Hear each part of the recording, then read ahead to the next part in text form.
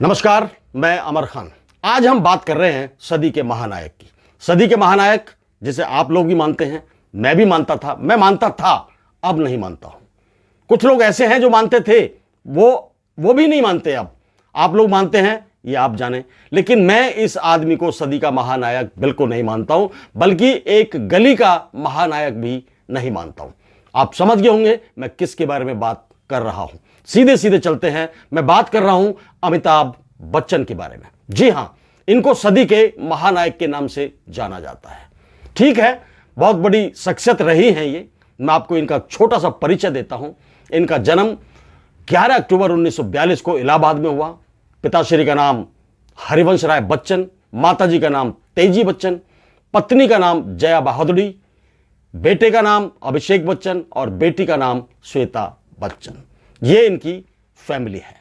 मैं इज्जत करता था, फिल्में देखता था, इनका फैन था बहुत सारा। मैंने इन पर प्यार लुटाया।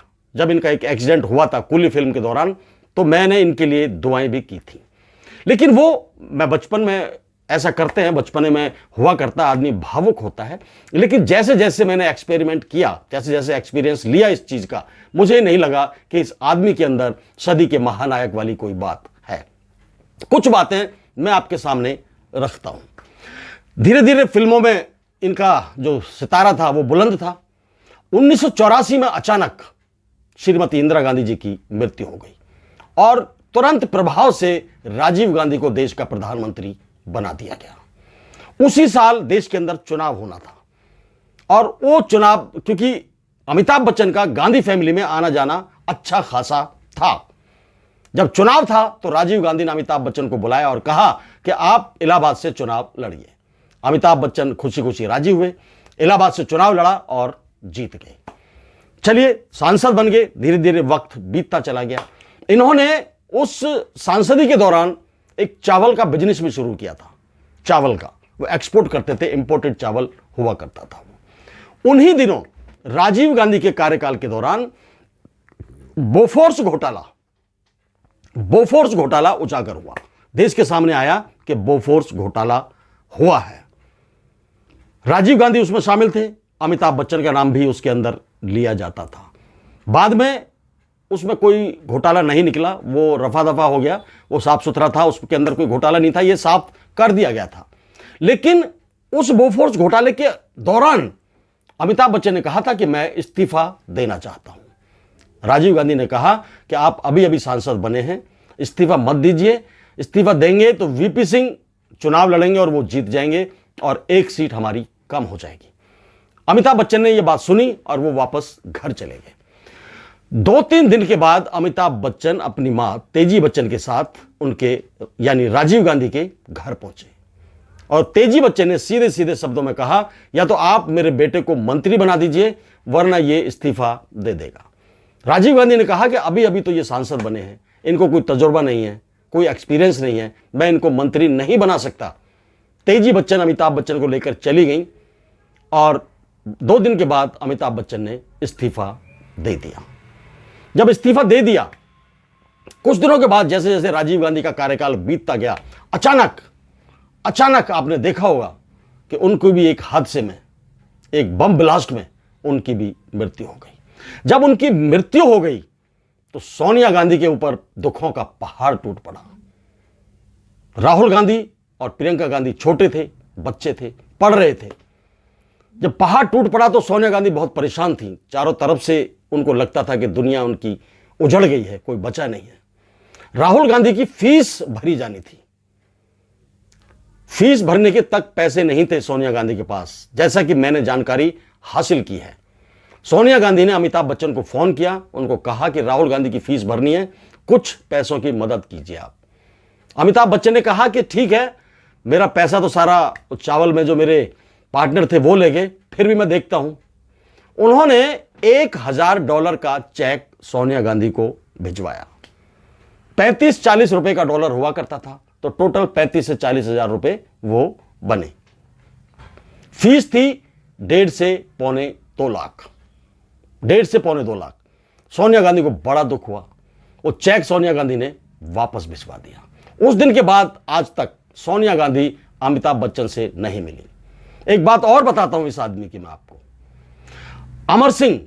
अमर सिंह इनका बहुत प्यारा दोस्त था। अमर सिंह ऐसा दोस्त था, जानते हैं आप, सपा सांसद रहे हैं, सपा के सांसद रहे हैं, यूपी से बड़े इंडस्ट्रियलिस्ट थे, उद्योगपति थे। अमिताभ बच्चन, क्योंकि वक्त सबका घूमता है, एक वक्त अमिताभ पर ऐसा आया कि इनका बंगला भी गिरवी रखना पड़ा, कर्जे में डूब गए पूरी तरह से। अमर सिंह ने बुलाकर इनकी हेल्प की, मदद की। लेकिन जब अमर सिंह के ऊपर बुरा वक्त आया, अमर सिंह, एक बार मैं बताना चाहता हूं कि एम्स के अंदर भर्ती थे,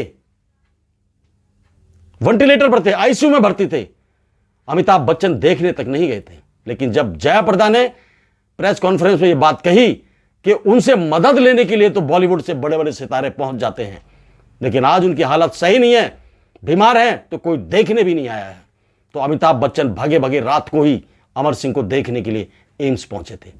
ऐसा आदमी है अमिताभ बच्चन। एक और किस्सा मैं आपको बताता हूं। सुब्रतो राय, सहारा प्रमुख सुब्रतो राय, वो भी अमिताभ बच्चन के साथ बहुत आना जाना, घर पारिवारिक रिश्ते थे। वो जेल हुई, जेल में मिलने की तो खैर बात ही छोड़ दीजिए। जब सुब्रतो राय की मृत्यु हुई, मृत्यु पर भी जब लताड़ा गया अमिताभ बच्चन को, मीडिया के द्वारा, इधर उधर के लोगों के द्वारा सुनाया गया, जब अमिताभ बच्चन ने सुना, तब छुपके से पीछे के रास्ते से उसकी मौत में गए सुब्रतो राय की, और वहां से फिर वापस आ गए। चलिए, यह बात एक राजनीतिक रही, उसकी पर्सनल जिंदगी की रही, यारी दोस्ती वाली। क्या देश भी अमिताभ बच्चन के लिए कोई मायने नहीं रखता? देश के अंदर परेशानियां आती है, देश के लोग अमिताभ बच्चन के लिए कोई मायने नहीं रखते। इतने दिनों से लगातार देश के अंदर परेशानियां हैं, देश के अंदर हादसे हो रहे हैं, अमिताभ बच्चन को उन पर भी बोलने का वक्त नहीं है क्या? इतना स्वार्थी और लालची इंसान मैंने अपनी जिंदगी में कभी नहीं देखा। जिससे हम महानायक कहते थे, वो महान, अब मैं इस बात को आगे नहीं कहना चाहता। देखिए, पिछले दिनों किसानों आंदोलन चला, किसानों का आंदोलन बड़ा आंदोलन था, 700 किसान उसमें शहीद हुए थे। उस आंदोलन पर अमिताभ बच्चन ने एक शब्द नहीं बोला। जब से लेकर अब तक कितने रेप कांड हुए हैं देश के अंदर, कितनी बच्चों का शोषण हुआ है, एक शब्द अमिताभ बच्चन के मुंह से नहीं निकला। मणिपुर जैसी जगह पर सरेआम कितना घिनौना कृत्य हुआ, अमिताभ बच्चन के मुंह से एक शब्द नहीं निकला। मेरा कहने का मतलब है कि पूरे देश के अंदर घोटाले हो रहे हैं, अत्याचार हो रहे हैं, मर्डर हो रहे हैं, बलात्कार हो रहे हैं, हत्याएं हो रही हैं, लेकिन इस आदमी के मुंह में दही जमी पड़ी है। एक शब्द ये देश के लोगों के लिए कह नहीं सकता, देश की सेना के लिए नहीं कह सकता। सेना के जवान शहीद होते हैं तब भी इसको कोई फर्क नहीं पड़ता है। मेरा कहने का मतलब यह है कि मेरा कोई पर्सनल तो मैं जानता तक नहीं, मतलब मुझे तो वो जानते भी नहीं है। मैं तो जैसे आम लोग हैं उस तरह की जिंदगी हम लोग जीते हैं, और जैसे सब लोग महानायक इसको मानते थे मैं भी मानता था। लेकिन जब इसके बारे में मैंने जानकारी जुटाई और पता किया तो मुझे लगा कि ये नहीं है, उस श्रेणी में रखने लायक ये आदमी नहीं है। हां, गुजरात के ऊपर तो खूब ऐड बनाते हैं भाई, एक दिन तो गुजारो गुजरात में, कुछ दिन तो गुजारो गुजरात में, वहां से पैसा मिल जाता है, सिक्योरिटी मिल जाती है, थोड़ा सा इनको क्या कहते हैं शोहरत मिल जाती है, इनका डर खत्म हो जाता है, तो गुजरात के बारे में तो बहुत प्रचार करते हैं। देश का कोई और कोना, कोई और हिस्सा इनकी नजर में है नहीं कि वो भी देश के अंदर है। अरे किसी भी अत्याचार के ऊपर तो आप बोलते। हमारे देश की पहलवान बेटियां, हमारे देश की शान सड़कों पर घसीटी गई, सड़कों पर धरने प्रदर्शन दिए, एक शब्द तो बोल देते सरकार के लिए कि सरकार को इनकी सुननी चाहिए। इतने बड़े बड़े हादसे देश के अंदर हुए हैं, लेकिन इस महानायक के मुंह से एक शब्द नहीं निकला सरकार के लिए। सरकार की बुराई करना तो दूर, सरकार की तरफ आंख उठाकर देख भी नहीं सकते। ये इतने डरे हुए हैं हमारे महानायक। क्यों डरे हुए हो भाई? 1942 में तुम्हारा जन्म हुआ, अब 2024 चल रहा है, कितने टाइम के हो गए आप? मेरे ख्याल 81-82 साल के आप हो चुके हो। अब सब कुछ तो जी लिया आपने, सारी जिंदगी जी ली, अब तो एक ऐसा सच्चा इंसान बनकर दिखाइए, देश के लिए आवाज उठाइए, देश में हो रहे अत्याचारों पर आवाज उठाइए, बलात्कारों पर आवाज उठाइए, देश में जो अन्याय लोगों के साथ हो रहा है, गरीबी पर आवाज उठाइए, भूखमरी पर आवाज उठाइए, बेरोजगारी पर आवाज उठाइए। तो हम माने कि आप महानायक हो, देश के लिए जीते हो। मुझे लगता है देश से आपका कोई लेना देना नहीं है मिस्टर अमिताभ बच्चन। देश के लिए आज तक आपने कोई ऐसा काम नहीं किया जो समझ में आए लोगों के, जो लोग माने कि हां देश के लिए काम किया अमिताभ बच्चन ने। मेरी नजर में ऐसा कोई काम आपने नहीं किया। इसलिए आपसे गुजारिश है, जाते जाते, पता नहीं कौन कब चला जाए, आपकी तो उम्र भी हो चुकी है, जाते जाते कुछ ऐसा करके जाइए देश के लिए कि जिसे याद रखा जाए, आपको महानायक के रूप में ही नहीं, एक कलाकार के रूप में भी याद रखा जाए। कुछ ऐसा बोलिए, आवाज उठाइए। अरे ट्वीट ही कर दिया कीजिए, ट्वीट ही कर दिया कीजिए छोटा सा कि ये जो हो रहा है देश के अंदर अच्छा नहीं हो रहा है। गलत चीज पर तो आवाज उठानी चाहिए। मुझे उम्मीद है कि आप जल्द से जल्द, आपके अंदर इस तरह की सोच पैदा होगी और आप देश में हो रहे अत्याचार और अन्याय के खिलाफ आवाज उठाना शुरू करेंगे। जय हिंद, जय भारत, नमस्कार।